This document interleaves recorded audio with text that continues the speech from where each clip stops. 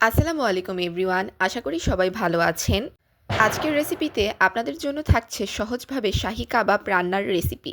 বিয়েবাড়ি বা বিভিন্ন রেস্টুরেন্টে যখন আমরা কোনো ভারী খাবার খাই, তখন খাওয়ার শুরুতে মূল আকর্ষণে থাকে এই শাহী কাবাব, এবং ঝটপট মেহমানদারিতে বাসাতেও থাকে এই শাহী কাবাব।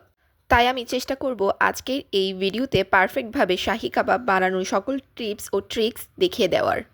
তো চলুন কথা না বাড়িয়ে ভিডিওটা শুরু করা যাক। শাহী কাবাব বানানোর জন্য আমি এখানে নিয়েছি 1 কেজি গরুর মাংস। আপনারা চাইলে খাসি বা মুরগি ব্যবহার করতে পারেন। এই মাংসগুলোকে অবশ্যই ছোট ছোট টুকরো করে কেটে নিতে হবে, আর তেল চর্বি ও হাড় ছাড়া মাংস নিতে হবে। আপনারা যদি সলিড মাংস ব্যবহার করেন তবে শাহী কাবাবগুলো তৈরি খুবই সুন্দর হবে। তারপর এখানে আমি নিয়েছি 1/2 কেজি বুটের ডাল। ডালগুলোকে আমি সারা রাত ধুয়ে পানি দিয়ে ভিজিয়ে রেখেছি। ডালের রেসিপিটাও আমি আপনাদের বলে দিই। আপনারা 1 কেজি মাংসের সাথে 1/2 কেজি ডাল ব্যবহার করতে পারেন। এবার আমি একটি প্রেসার কুকারে এই ডাল ও মাংসগুলো ঢেলে নিব। তারপর এতে দিয়ে দিচ্ছি 1 টেবিল স্পুন হলুদের গুঁড়া, 1 টেবিল স্পুন মরিচের গুঁড়া, 1 টেবিল স্পুন স্পেশাল মশলার গুঁড়া, 1 টেবিল স্পুন জিরা গুঁড়া, দিয়ে দিচ্ছি পরিমাণ মতো লবণ, 1 টেবিল স্পুন ধনিয়া গুঁড়া, 1 টেবিল স্পুন সয়াবিন তেল। এবার সবগুলো উপকরণ একসাথে হাত দিয়ে মিশিয়ে নিব এবং সিদ্ধ করার জন্য সাথে সামান্য কিছুটা পানি দিয়ে দিব। এখানে পানির পরিমাণটা একেবারেই সামান্য রাখতে হবে। এবার প্রেসার কুকারের ঢাকনাটা লাগিয়ে 5 সিটি আসা পর্যন্ত অপেক্ষা করব। এখানে আমি মাংস ও ডালগুলোকে অফলাইনে ব্লেন্ডারে ব্লেন্ড করে নিয়েছি। আপনারা চাইলে শিলপাটায়ও বেটে নিতে পারেন।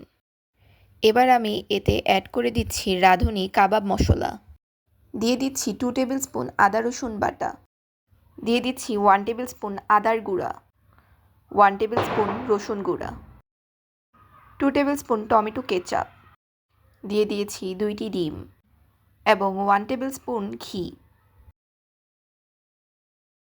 দিয়ে দিচ্ছি পরিমাণ মতো পেঁয়াজ কাঁচামরিচ কুচি, সবশেষে দিয়ে দিচ্ছি পরিমাণ মতো ধনেপাতা।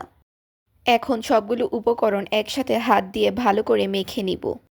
এখন হাতে একটু ঘি মাখিয়ে নিয়ে অল্প অল্প করে মাংসের কিমা নিয়ে ছোট ছোট শামী কাবাবের শেপ দিয়ে তৈরি করে নিব।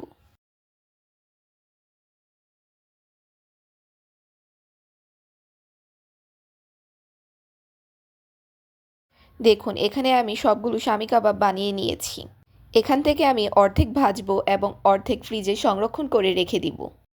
এবার একটি ফ্রাই প্যানে আমি তেল গরম করে এতে একটি একটি করে কাবাবগুলোকে দিয়ে দিচ্ছি। এই কাবাবগুলোকে চাইলে শ্যালো ফ্রাই করা যাবে, চাইলে ডুবো তেলেও ভাজা যাবে। আবার ডুবো তেলে কাবাবগুলোকে ভাজলে এর লুকসটা দেখতে অনেক সুন্দর আসে। এভাবে আমি সবগুলো কাবাবকে মৃদু আঁচে ভেজে নিব।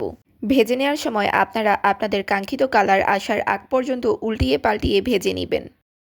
দেখুন, এখানে আমার সবগুলো কাবাব ভেজে নেওয়া হয়ে গিয়েছে। এবার এই কাবাবটা আপনারা পোলাও ও বিরিয়ানির সাথে সার্ভ করে নিতে পারবেন। আবার চাইলে আপনারা রমজান মাসের ইফতারি ও বিকালের নাস্তায়ও সস দিয়ে এটি খেতে পারবেন। এবারের ঈদে আপনারা অবশ্যই এই রেসিপিটা ট্রাই করে দেখবেন। আশা করি আপনাদের কাছে ভালো লাগবে। ভিডিওটি ভালো লেগে থাকলে অবশ্যই একটি লাইক, শেয়ার ও কমেন্ট করে দিবেন এবং চ্যানেলটি সাবস্ক্রাইব করে না থাকলে অবশ্যই সাবস্ক্রাইব করে আমাদের পাশেই থাকবেন। আজকের মতো আর কথা না বাড়িয়ে ভিডিওটি এখানেই শেষ করছি। সবাই ভালো থাকবেন। আল্লাহ হাফেজ। আসসালামু আলাইকুম।